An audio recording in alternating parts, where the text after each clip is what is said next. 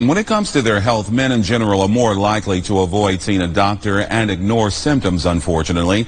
Now, during this Men's Health Awareness Month, we want to bring light to some things men and their loved ones should keep in mind. Now, joining us right now to talk about this is Dr. Keith O'Brien with Tallwood Urology and Kidney Institute at St. Vincent's Medical Center. Thank you very much for joining us today.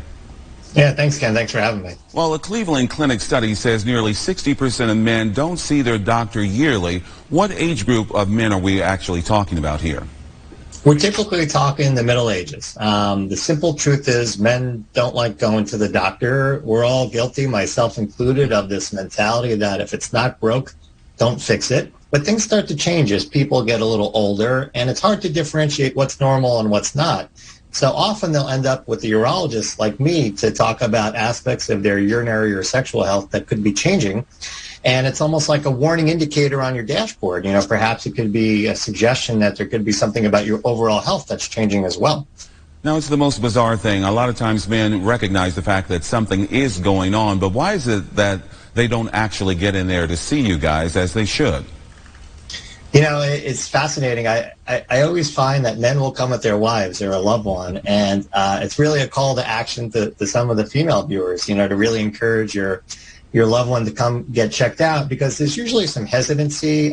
We're talking about sensitive subject matter regarding either the bathroom or the bedroom. And for some guys, it's not easy to talk about these things. And it's often integrated with other aspects of their health, which the primary care doctor may or may not have touched on with them. And of course, what are some of the things that men should be looking out for? What are some of the things that are on the list that we should be seeing you? As far as changes that might be occurring in the bathroom, perhaps you're waking up a couple more times at night to use the restroom.